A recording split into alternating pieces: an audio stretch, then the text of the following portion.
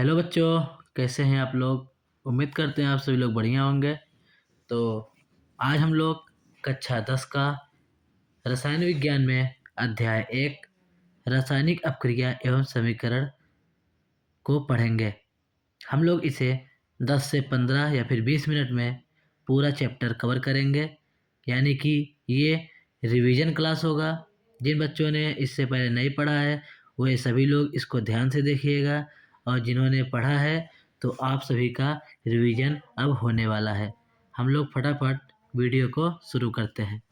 तो अध्याय का नाम है रासायनिक अभिक्रियाएं एवं समीकरण। इस अध्याय में हम सीखेंगे रासायनिक परिवर्तन क्या होते हैं, रासायनिक अपक्रिया को कैसे पहचानें और रासायनिक समीकरण लिखना और संतुलित करना। तो आगे बढ़ते हैं। रासायनिक परिवर्तन जब किसी पदार्थ की प्रकृति और पहचान बदल जाती है, हम कह सकते हैं कि एक रासायनिक अपक्रिया हुई है।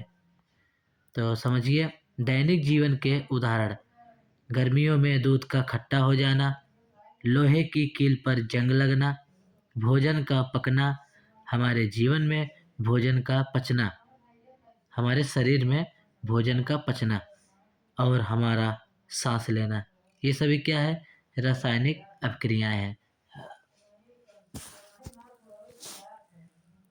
बॉक्स में देखिए, याद रखो, भौतिक परिवर्तन में सिर्फ अवस्था बदलती है, नया पदार्थ नहीं बनता है।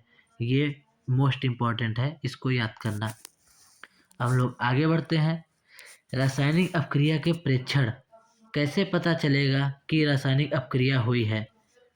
हम इन चार में से कोई भी बदलाव देख सकते हैं जिससे पता चल जाएगा कि यहाँ पे रासायनिक अपक्रिया हुई है।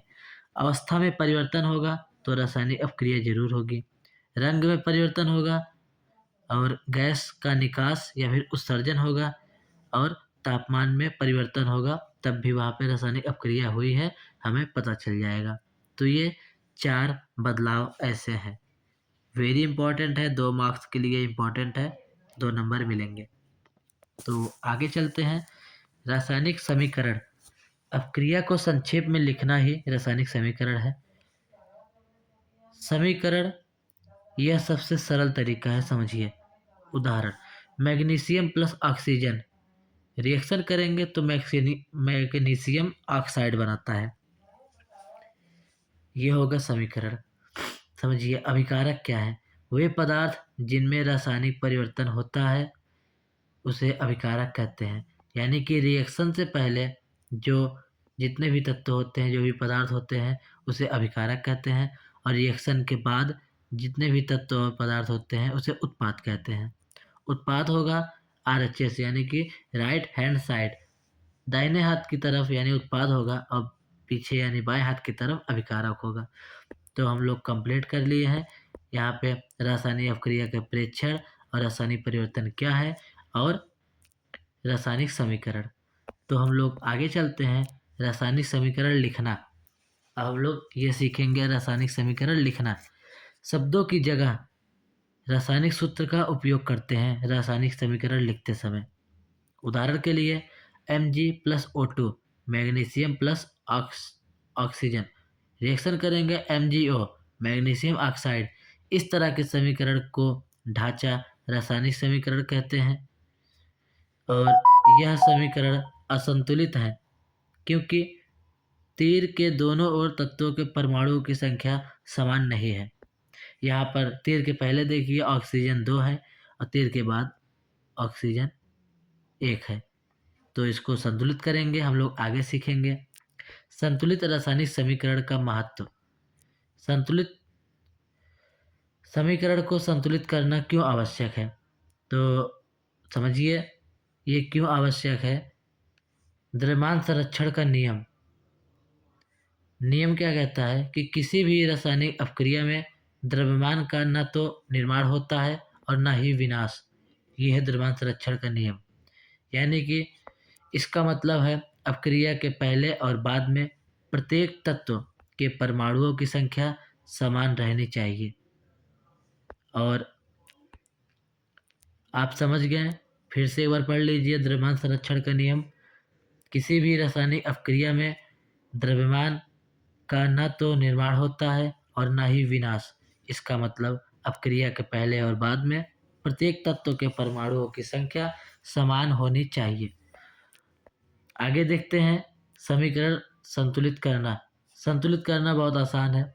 इधर जितना मान चलो Fe यानी कि आयरन है, आगे अगर Fe आयरन Fe3 है तो इधर 3 से गुणा कर दीजिए और इसी तरह संतुलित हम लोग कर सकते हैं। ये सभी बॉक्स में बताया है, हम लोग आसानी से आगे 3 से गुणा कर दीजिए और Fe3 वहाँ पे है तो आंसर इसका हो जाएगा।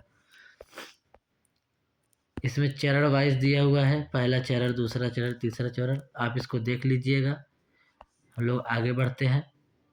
चौथा चरण, छठवां, सातवां, इतने चरण में यहाँ पे कंप्लीट हुआ। हम लोग आगे देखते हैं समीकरण को और सूचनापूर्वक बनाना। ये भी ज़्यादा इम्पोर्टेंट नहीं है, जो ज़्यादा इम्पोर्टेंट है वही हम लोग देखेंगे। रासायनिक अपक्रियाओं के प्रकार यहाँ से देखते हैं, ये एग्जाम में आ सकते हैं। रासायनिक अपक्रिया के प्रकार, पहला है संयोजन अपक्रिया। संयोजन मतलब दो या दो से अधिक तत्व आपस में मिलकर के एकल उत्पाद का निर्माण करते हैं। तो परिभाषा है ऐसी अपक्रिया जिसमें दो या दो से अधिक अभिकारक मिलकर एकल उत्पाद का निर्माण करते हैं उसे संयोजन अपक्रिया कहते हैं। जैसे बिना बुझा चूना यानी कैल्शियम ऑक्साइड की जल के साथ अभिक्रिया, तो क्या होगा देखिए, CaO प्लस H2O रिएक्शन होगा तो क्या होगा, CaOH का होल ट्वाइस प्लस ऊष्मा निकलेगी जो दीवारों पर सफेदी करने में काम आता है। CaOH का होल ट्वाइस का उपयोग होता है, यानी कि बुझा हुआ चूना का उपयोग होता है, बुझा हुआ चूना। और ऊष्माक्षेपी अपक्रिया, पहला हुआ संयोजन अपक्रिया और दूसरा हम लोग पढ़ेंगे ऊष्माक्षेपी अपक्रिया। ऊष्माक्षेपी में क्या होता है, जिन अभिक्रियाओं में उत्पाद के निर्माण के साथ साथ ऊष्मा भी उत्सर्जन होता है, यानी ऊष्मा भी उत्पन्न होता है। जैसे कैल्शियम ऑक्साइड वाले अपक्रिया एक ऊष्माक्षेपी अपक्रिया है। अन्य उदाहरण क्या है, प्राकृतिक गैस का दहन, CH4 गैस है प्लस ऑक्सीजन O2 है, रिएक्शन करेंगे CO2 प्लस H2O बनेगा। श्वसन, ये ज़्यादा इंपॉर्टेंट है, समझिए। श्वसन है C6H12O6 प्लस O2, रिएक्शन करेंगे कार्बन डाइऑक्साइड CO2 और H2O प्लस ऊर्जा, बाकी जो है उसको संतुलित किया हुआ है 6 से गुणा करके। साग सब्जियों का विघटन होकर कंपोस्ट बनना भी ऊष्माक्षेपी है।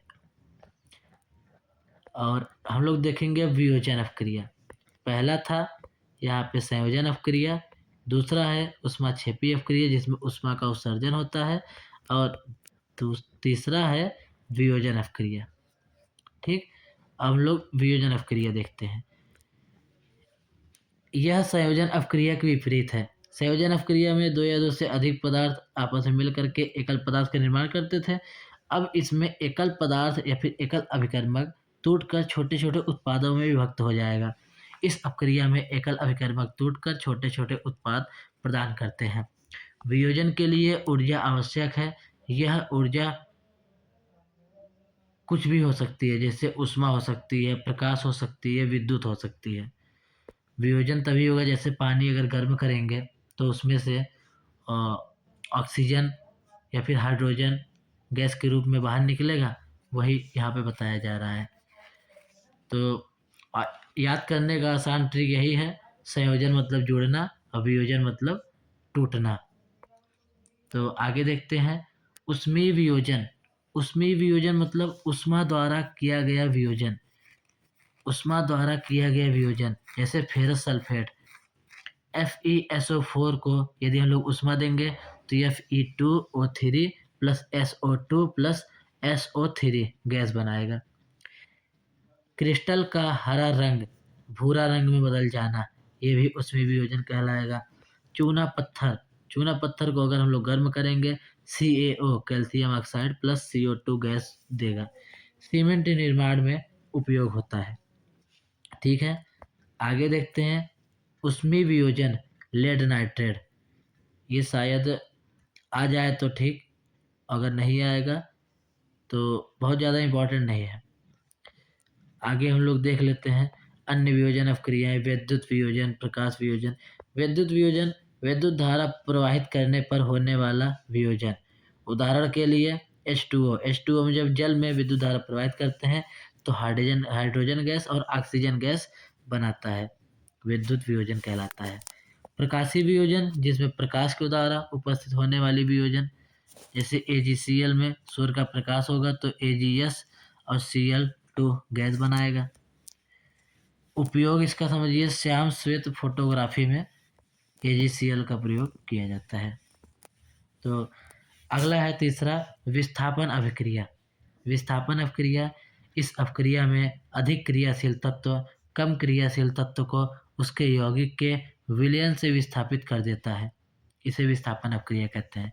जैसे Fe सॉलिड है प्लस CuSO4, अब इसमें रिएक्शन होगा तो FeCu को उसके यौगिक से निकाल देगा। लोहा यानी Fe कॉपर Cu से अधिक क्रियाशील तत्व है, अधिक अभिक्रियाशील तत्व लोहा है। और जैसे और उदाहरण में जिंक है, अन्य उदाहरण दिया हुआ है, आप लोग इसको याद कर लीजिए। और द्विविस्थापन अभिक्रिया परिभाषा, वे अभिक्रियाएं जिनमें अभिकारकों के बीच आयनों का आदान प्रदान होता है उसे द्विविस्थापन अभिक्रिया कहते हैं। जैसे सोडियम सल्फेट और बेरियम क्लोराइड के बीच अभिक्रिया NaSO4 Na2SO4 plus BaCl2 reaction करेंगे तो BaSO4 प्लस NaCl बनेगा। ठीक है, और इसी तरह BaSO4 क्या है, बेरियम सल्फेट का सफ़ेद अवक्षेप बनता है। अवक्षेप वह पदार्थ जो जल में अविलेय होता है, यानी कि घुलनशील नहीं होता है, उसे अवक्षेप कहते हैं। अपचयन का अभिक्रिया और उपचयन अभिक्रिया। अपचयन अभिक्रिया, जब किसी पदार्थ में ऑक्सीजन की वृद्धि या हाइड्रोजन का ह्रास होता है, अपचयन अभिक्रिया कहलाता है। उदाहरण के लिए कॉपर चूर्ण को गर्म करने पर कॉपर ऑक्साइड बनता है, रिएक्शन लिखा हुआ है, आप सभी लोग देख लीजिए।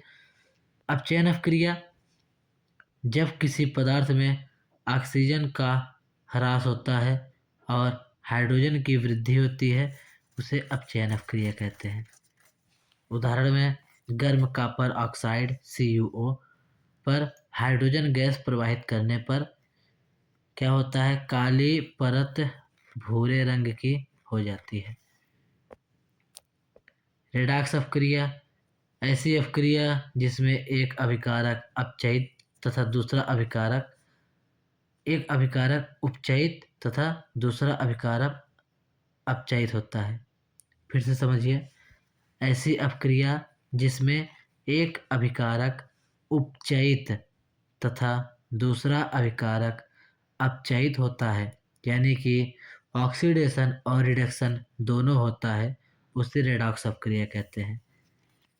ठीक है, ऐसी अभिक्रिया जिसमें उपचयन अभिक्रिया और अपचयन अभिक्रिया दोनों साथ साथ होती है, उसे रेडॉक्स अभिक्रिया कहते हैं। उदाहरण में देख सकते हैं CuO प्लस H2 रिएक्शन करने पर Cu प्लस H2O, जो CuO से ऑक्सीजन का ह्रास हुआ यानी अपचयन हुआ, H2 यानी हाइड्रोजन में जुड़ गया ऑक्सीजन तो हो गया उपचयन अभिक्रिया। ठीक, अन्य उदाहरण भी दिए हुए हैं दैनिक जीवन में उपचयन के प्रभाव, जैसे संक्षारण यानी कि जंग लगना, ये परिभाषा में पूछ भी लिया जाता है पेपर में। जब कोई धातु अपने आसपास अम्ल आर्द्रता आदि के संपर्क में आती है तब यह संक्षारित हो जाती है। उदाहरण लोहे पर जंग लगना, चांदी के ऊपर काली परत जमना, तांबे के ऊपर हरा परत जमना, ये सभी संक्षारण के उदाहरण हैं। अब लास्ट है विकृत गंधिता। वसायुक्त और तैलीय खाद्य सामग्री का उपचयित होने पर स्वाद और गंध बदल जाना, इससे बचाव क्या है, जैसे कि प्रतिऑक्सीकारक का उपयोग करना, और जैसे कि चिप्स बनाने वाले पैकेट में ऑक्सीजन हटाकर नाइट्रोजन गैस भर देते हैं। भरते इससे क्या होता है कि विकृत गंधिता नहीं होती है।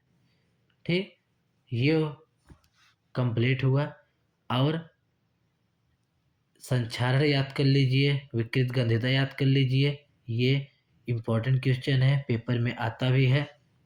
और साथ में रेडॉक्स अपक्रिया याद कर लीजिए। अपचयन और उपचयन समझ लीजिए, अगर पेपर में आया तो लिख दीजिएगा। द्विविस्थापन अपक्रिया की जगह प्रतिस्थापन अपक्रिया पूछता है, वे चैप्टर नंबर 4 में है, उसको भी हम पढ़ा देंगे। तो ये हो गया इम्पोर्टेंट क्वेश्चन। इसको अगर आप नोट्स बनाना चाहते हैं तो आप इसका नोट्स डाउनलोड कर लीजिए, सबसे अच्छा रहेगा। टेलीग्राम चैनल पर हम इसका पीडीएफ अपलोड कर देंगे, वहाँ से आप लोग इसका डाउनलोड कर लीजिए पीडीएफ, और पीडीएफ डाउनलोड करके इसे बार बार रिवाइज करिए।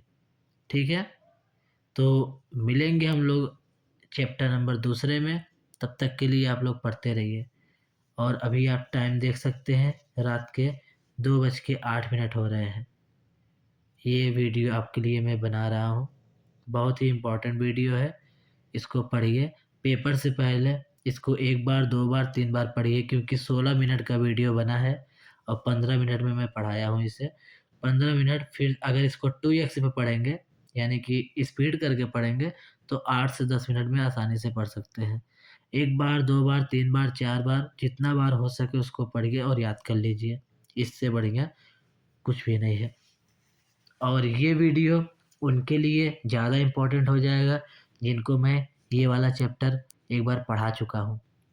ठीक है, यदि मैं आपको पढ़ाया हूँ तो बहुत अच्छी बात है, इसको आप रिवीजन कर लीजिए।